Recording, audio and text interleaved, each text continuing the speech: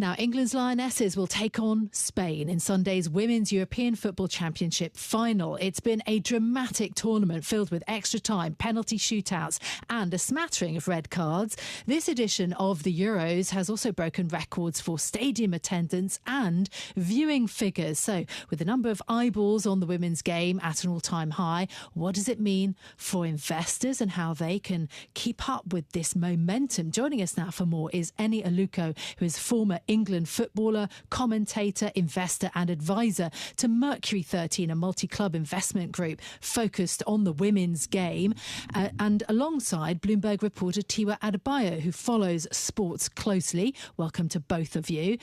Eni, can I start with you? 10 million people, at least on TV, watched the England-Italy game on Tuesday. Sunday's going to be a huge match, England facing Spain. Of course, in the World Cup in 2023, Spain won. How important is Sunday for England and for the women's game? Oh, it's absolutely huge. I'm sure it's going to break unprecedented numbers again in terms of viewing figures. Obviously, the attendance will be, it'll be a full house in terms of the final. I'm very glad I've got my ticket as well. I'm going to the Basel tomorrow. But again, yet again, we see another major tournament pushing the women's game forward. In terms of, record-breaking viewing figures and attendance and brands really activating and investing around the sport. So it's brilliant to see. I always think about the next generation of young girls and boys who are being inspired as well, what impact that has on shirt sales, what impact that has on just the sort of ecosystem of women's football in general. Hi, Eni. Just talking about that sort of next generation, as you're mentioning. With that in mind, you're an advisor and investor to Mercury 13. We mentioned a strategic investor in women's football. What are you doing there to take this game to the next level and really capitalise on that momentum? Yeah, I think it's really about making sure with Mercury 13 that we are creating clubs that really are forward thinking in women's football and don't necessarily replicate the structures and the infrastructure of men's football. And to give you an example of that, we are, for example, creating viewing experiences for stakeholders that is very, very different to, how football is viewed traditionally in sort of pubs or bars. It's more of an elevated experience around, luxury and dinners, and that attracts certain brands. In terms of what we're doing for the players, are we investing in the future of the players in terms of their careers? So just creating a completely different future landscape for women's football that means that it's a property that is an investable property, but investable in a way that it's distinct and it can stand alone. So I'm really excited to always be part of sort of the future shaping of a new future and a reimagined way of women's football. So it sounds like you're doing something with the women's game that really hasn't been replicated on the men's side. Given that, is it hard to take your investors with you sometimes because they don't necessarily have an example to look to? Well, yeah, I think there's definitely a sense that we have to sell the vision. I think there is still some reticence to invest in women's football because, it's still not the astronomical figures. We're still building the database in terms of what potential return on investment looks like, what exits look like. But certainly, I think we have the second mover advantage in women's football, where we've been able to see hundreds of years of what the men's football has done, where things have gone wrong, where there hasn't been financial sustainability, where there's been bad investments.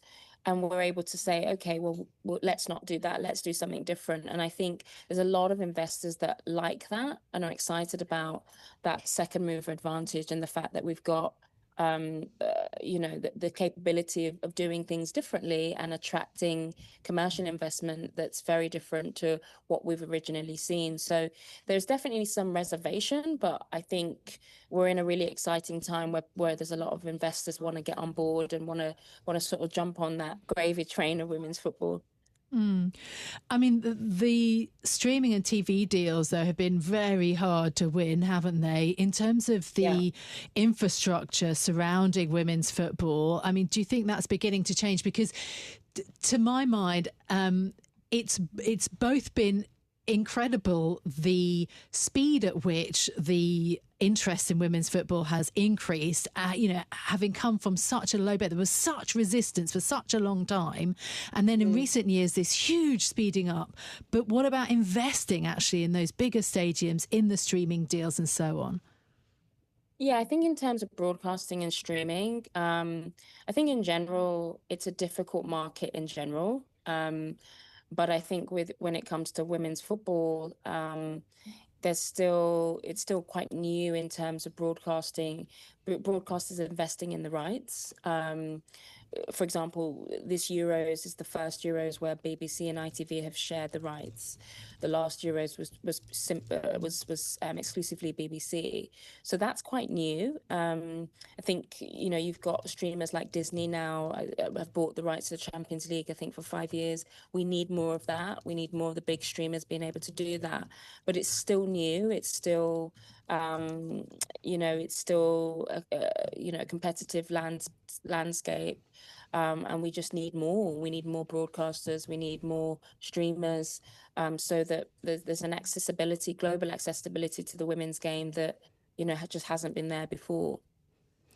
Yeah, there's a lot of new exciting things happening in women's football, but unfortunately it does seem like some of the same, perhaps more negative conversations that we've been having for a while and having in the men's game are cropping up again here. Notably, the conversation about racism. We've seen England's Jess Carter have to step back from social media this tournament due to abuse that she's facing. It's something I know you spoke up about during your time with England. So what needs to be done to ensure that things change in football as a whole? Well, I think obviously with the prominence and the visibility of women's football now, unfortunately, there is a double-edged sword, and it comes with all of that sort of despicable, disgusting hate speech, racism online, and sometimes in stadiums, but I think mainly online. I think in terms of the regulation of this stuff, I'm very clear that the only way we're going to stop this and change it is if we build frameworks of consequence. So Ofcom now have sort of come in with the Online Safety Act, and they're going to start fining the online companies, the X's and Instagrams, if they continue to allow this hatred to exist on their platforms within the football ecosystem. And then obviously clubs and governing bodies like the FA then have the power to ban individuals who are racist. And I think that's the only way really we're going to see less and less of it, is when you build in consequences for the online companies, when you build in consequences for the individuals. I think, talking about it and bringing awareness to it doesn't change it. Mm. Yeah, and that was the point that also some of the current England players have made too, that it is about addressing that from a sort of social media stance. Also, they were very clear in that. In terms of the football, with your experience, I'd just love to also get your take on England's performance so far. A few really close calls. I mean, Serena Wiegmann we've been hearing from on Bloomberg Radio lots, over the course of the tournament. Do you think she's going to change the starting lineup for Sunday? What do you think of their performance so far? Yeah, I mean, it's been nail-biting to say the least, right? I mean, we've seen penalty shootouts. We've obviously, the last game against Italy, it was literally 90 seconds and Michelle Adjemang equalised. So it has been tense, to say the least.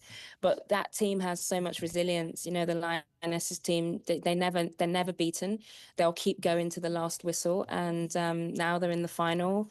They'll take that into the final. I do think Spain are the best team in the competition. I've covered Spain early on in the competition, and they are exceptional. I've got two world-class players in Aitana Bonmati and Alexa Putellas. So it's going to be a tough challenge. I expect Serena Wiegmann to play the same starting lineup and then bring on, the super subs, Michelle Adjemang and Chloe Kelly. So let's see. It's very difficult to call, but I do think it's going to be a very, very tough game. It's a replay of the World Cup 2023 final, and it's just hope that the Lionesses can find a way to win.